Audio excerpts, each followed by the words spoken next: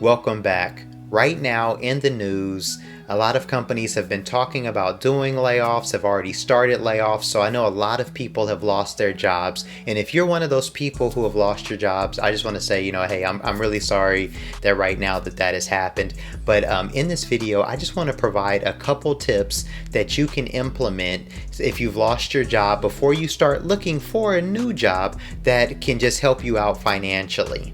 And so I'm just going to go through a few quick things that you can do right now so that you don't have to miss out on any possible money or any benefits that might have been coming to you. Let's get right into it. Hey, if we're just meeting for the first time, my name is Gabriel Walters and I'm a certified financial planner. I'm also the founder and owner of Steadyworth, and if you have a financial planning question, please feel free to send it to me. I love connecting with people and I love answering new questions, so use the link below and let's connect. I'm going to hop right into it. So if you've lost your job, I'm just going to give you probably about 4 or 5 different things to do immediately. So number one, first and foremost, of course, this goes without saying, apply for unemployment. You want to get this process going immediately. You do not want to delay in putting in your unemployment application. 1, because it'd be great to get the money when it comes. 2, it takes a couple weeks to process. And 3, since there's a lot of layoffs happening, you want to hurry up and get in line, because sometimes these offices can still be understaffed and not have a lot of workers and or in-person services, or people just even coming into the office due to what's been happening in the last 2 years with the pandemic and the shelter in place. Even these government facilities are still low staff, so you want to make sure you hurry up and get your application in there, so just in case there's a long line in getting this stuff processed, you've already gotten your paperwork in and they're already working to process it to get you the money that you need.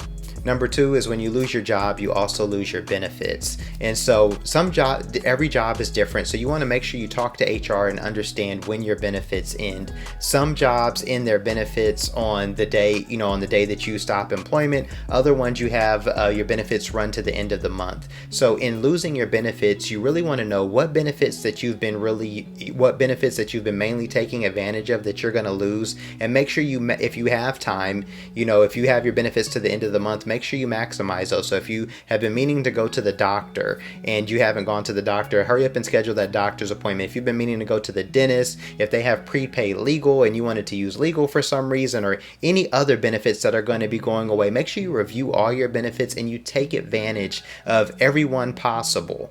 And so in leading this into our next thing is that after you know what benefits that you're going to be losing and you've taken advantage of all of them, every job, point 3 is every job is required to offer you COBRA, and COBRA is an extension of your medical coverage. So now you will be paying for medical out of pocket. And so I believe you have about 60 days to elect COBRA. It's always great to just go ahead and elect COBRA. Even if you're not planning on using it, you want to at least get the paperwork going, because you can always at the last minute say, hey, I don't want to do it. What I would recommend is to elect COBRA, and before you start paying it, compare your the COBRA price and package of what your job offers to doing a plan that's just in the open market, and see where you can get the best price. And so so I would say to compare those two, and just don't just go straight to COBRA or go straight to the open market, but shop your insurance, because there's a ton of options online. So I would say go ahead and shop that insurance next. Point number 4, which we're going to go to, is cancel any reoccurring payments that are connected to your commute. So that could be bus, train, toll roads, or bridges. So if you have any reoccurring payments that are coming out of being debited to or being charged to your credit card or debited from your bank account that's connected to your work commute, sometimes you may not think about this off the bat, and then a month later you get this charge to one of your cards. So if you are using anything that's connected to your work commute and right now you're not commuting into that area, I would say go ahead and cancel that so that you can save that money. In that same vein, if you have a lunch service, like my wife, she used to use this one lunch service when she was going into the office very regularly, where she would get 3 lunches delivered throughout the week, so she could choose, and then 3 days out the week she would have a lunch delivered from this one company, and they would just debit her card every month for the lunches that she got delivered, each week. And so if you have a lunch service or anything, make sure you cancel that. And lastly, this is the most important. I mean, all of these are important, but I want to say that this one could, I mean, all of these are important.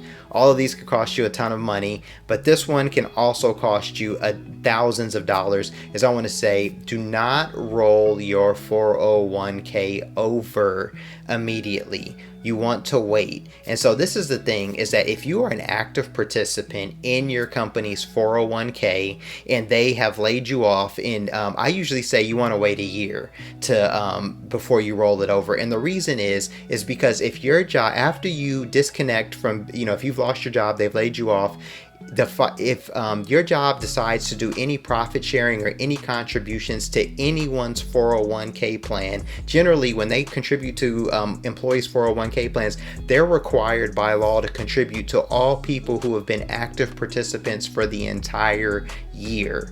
And so just because you don't work there, you could still receive money in your 401k plan, but you only can receive money if you still have your 401k plan in as an active plan at your job. So for instance, when I quit my job to start Steadyworth, this company, in August of 2021, I did not roll my 401k plan over immediately. I left it there because I knew that it being that my old job was going to contribute to the employees do like profit sharing, I would get money. So actually in January of 2022, they did do profit sharing to the employees who still work there. But since I was also an active participant during the year 2021 and my money was still in the 401k program, they still had to, give me profit sharing as well. So I want to say I got somewhere between $2,500, $3,000. I don't remember the exact amount, but if I had rolled over my 401k or moved it over to where I have it now, I wouldn't have been eligible to receive that money.